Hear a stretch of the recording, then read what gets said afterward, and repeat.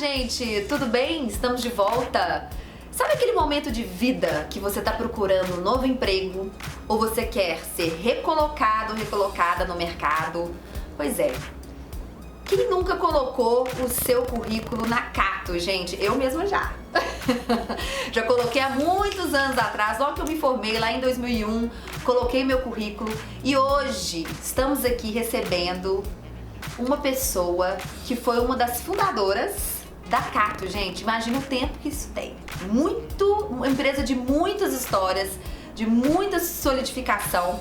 Então nós vamos receber hoje a Silvana Casey. Fica aqui com a gente.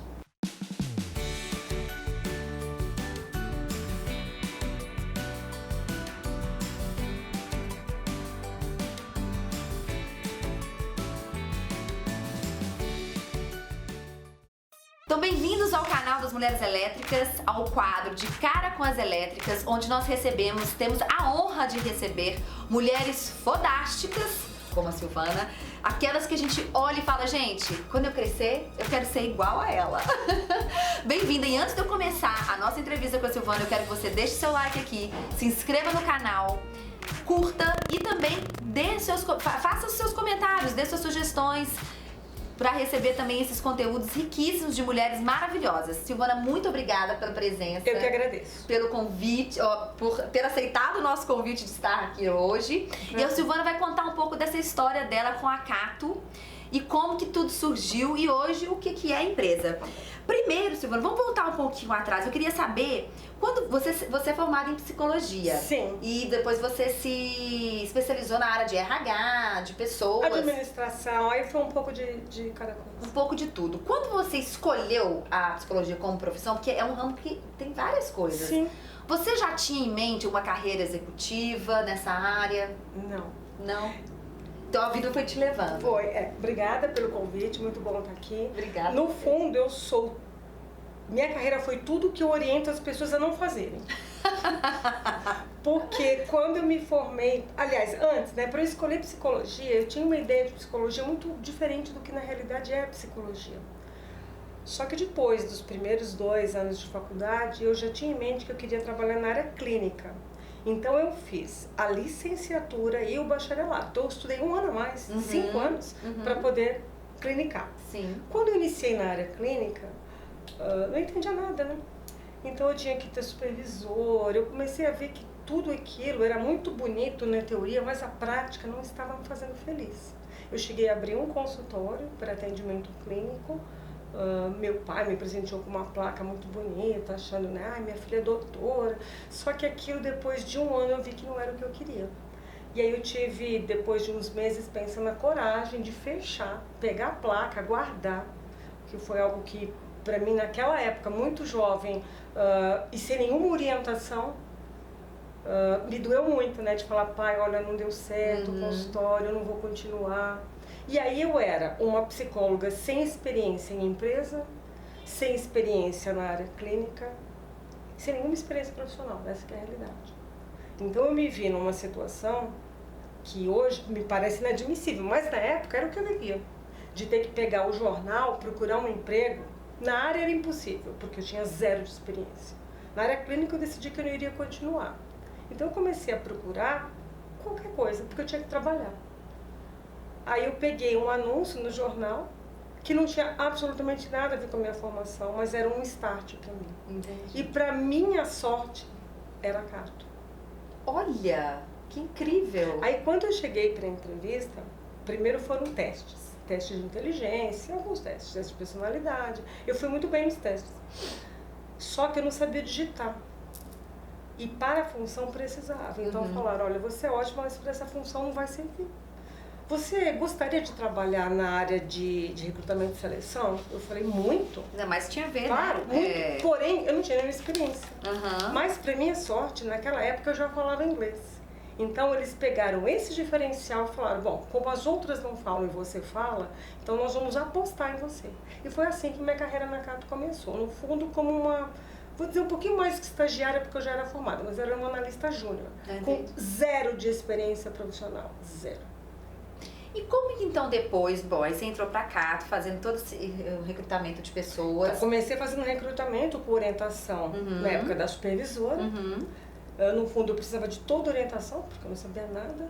E a forma que eu encontrei de ultrapassar essa barreira do não saber nada, de não ter estágios, de zero experiência, foi trabalhando muito. Então eu observava muito e trabalhava mais do que as colegas, para poder superar e ter alguma vantagem competitiva.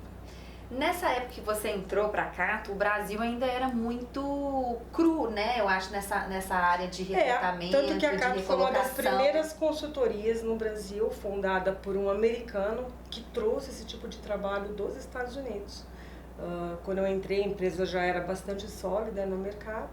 E com isso, por ser uma empresa já bastante renomada, eu tive a oportunidade de conhecer todo o trabalho, de trabalhar junto a empresas de grande porte, que eram nossas clientes, e na época de participar de eventos internacionais com professores de universidades americanas que vinham para fazer palestra no Brasil, e eu, para compensar minha falta de experiência, queria ir a todos os eventos.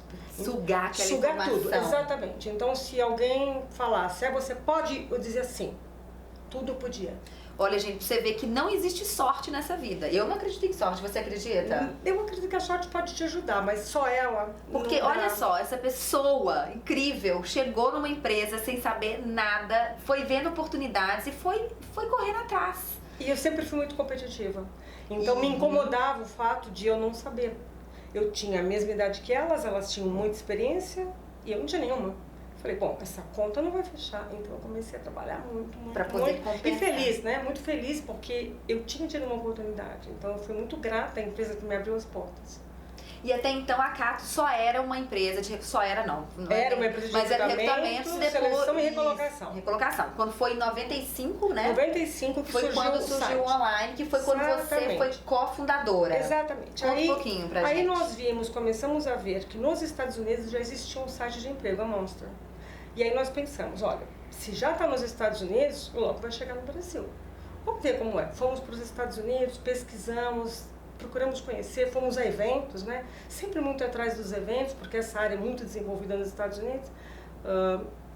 E falamos, vamos levar isso para o Brasil? Vamos ter a coragem de levar? Na época fomos muito criticados, porque achavam que nós iríamos misturar. Vai ser um classificado de emprego, não vai ter mais o glamour da consultoria, do headhunter. E nós quisemos apostar que daria certo. Eu até fiquei um pouquinho de dúvida, vou confessar. Será que vai dar certo? Será que vale a pena colocar o mesmo nome, Cato, que já era um nome bastante marcado? E a aposta do fundador foi, não, vamos apostar tudo aqui. E foi muito trabalho, muitas noites sem dormir, mas não noites de meses, noites de anos sem dormir. Ai, né? Trabalhando muito, dedicando muito, mas valeu a pena. Valeu a pena. E aí você, bom, hoje a empresa que você hoje representa, que você está por trás, é a Thomas Case Associados. Porque o que aconteceu? O site foi vendido em 2005. Como acabou sendo o maior portal de empregos aqui no Brasil, chamou a atenção. Tiveram vários interessados, mas acabou sendo vendido por um fundo americano. E aí dividiu-se, né? Cato de um lado, que era a Cato Online, e a Cato Consultoria de outro lado.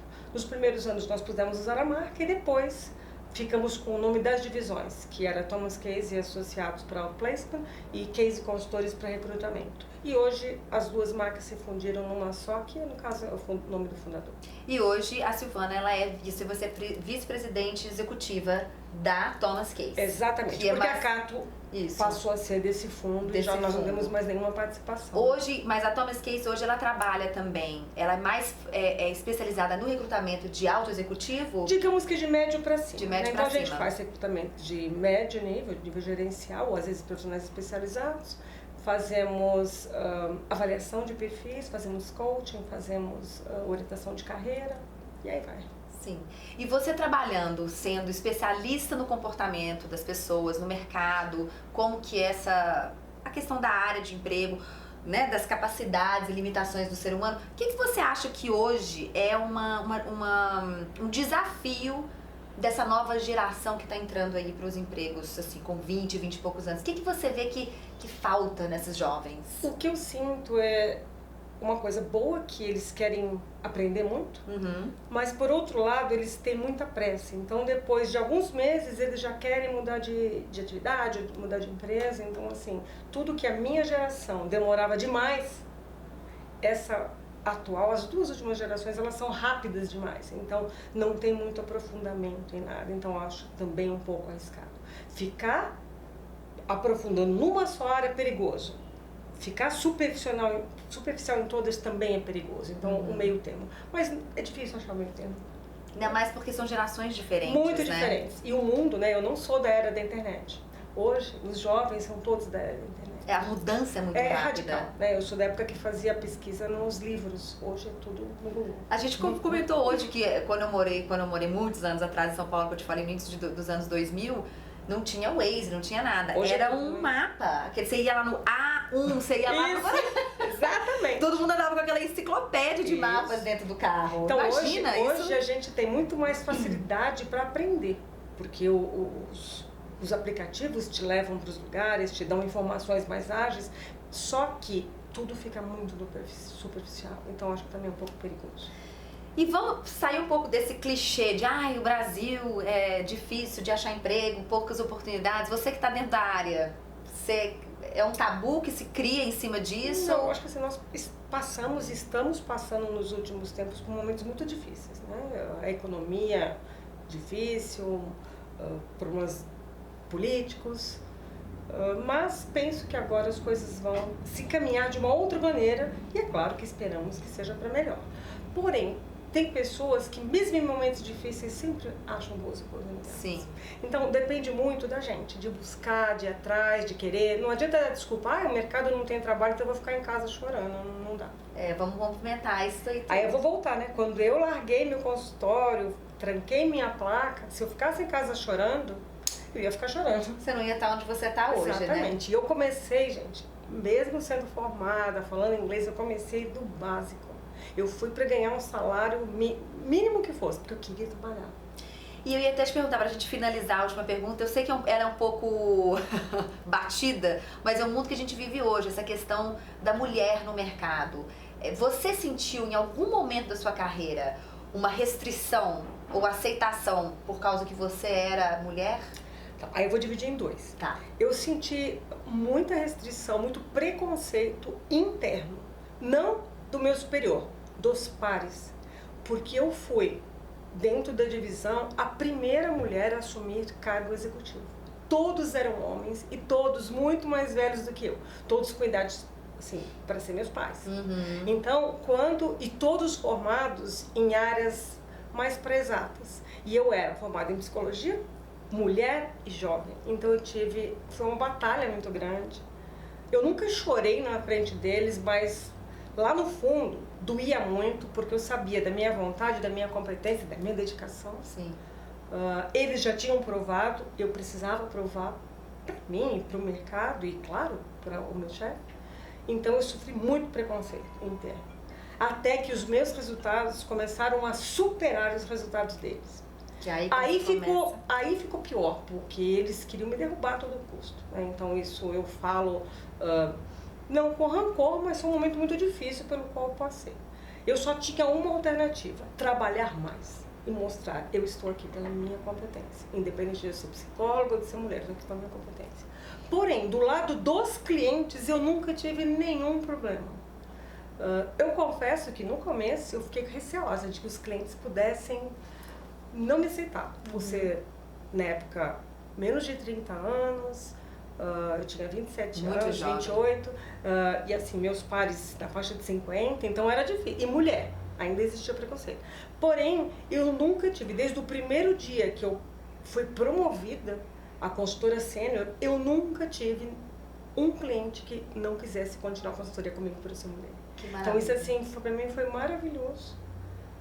E eu comecei a ganhar mais espaço, e aí comecei a mesclar os times, né? Porque esses homens todos acabaram saindo, se sentiram muito incomodados, saíram, e eu comecei a mesclar o time, colocando não só mulheres, mas profissionais de áreas distintas, de idades distintas, porque o nosso público é esse. Então, para que todos pudessem se identificar. Se identificar. Isso. E vale aquela velha frase os incomodados que se retirem, né? E eles se retiraram. Não é? Porque eu estou chegando e eu tô aqui. E eles se retiraram. E é por causa de mulheres como você, Silvana, que a gente tem esse canal, que você é uma referência, né? É um exemplo pra nós e pra todas as outras que às vezes se auto-sabotam, porque acontece. Sim. Que às vezes tem medo, como você falou, que você teve medo também, você teve receios também, você sofreu também. Mas é por você e por tantas outras que a gente abre esse espaço de dividir a sua história. E eu agradeço muito a sua presença, eu e Bela. Obrigada. E a gente tem aqui um pequeno gesto de gratidão por você estar com a gente. Você fica à vontade, tem um cartãozinho. Muito obrigada. É de uma obrigada. parceira muito grande. Todas as nossas peças que a gente está usando de acessórios são obrigada. dela. Ela é de Belo Horizonte, mas ela vende online. Ótimo. A Taniara. E é uma mulher, né? O que é muito bom. É uma mulher baiana empreendedora. Tem a top. Viu, Taniara? Top. Não top. Basta isso, né? Basta. As mulheres estão dominando o mundo. Então, se os incomodados forem muitos homens, a gente vai ficar com um mundo só de mulheres. Eu acho assim, o mundo precisa de equilíbrio. Precisamos de homens, de mulheres, de vários perfis. Agora tudo tem preço para pagar. Se não quiser pagar o preço, fica quieta, mas também não reclama. Isso. Não reclama depois. Ai, muito lindo, muito obrigada. Ah, que obrigada. Muito obrigada. É um pequeno gesto. Obrigada. Gente, nós vamos ficar por aqui então com a Silvana. Inscrevam-se no canal, comentem, deixe o seu like e fiquem atentos para mais conteúdo bacana aqui no Mulheres Elétricas. Até a próxima. Tchau.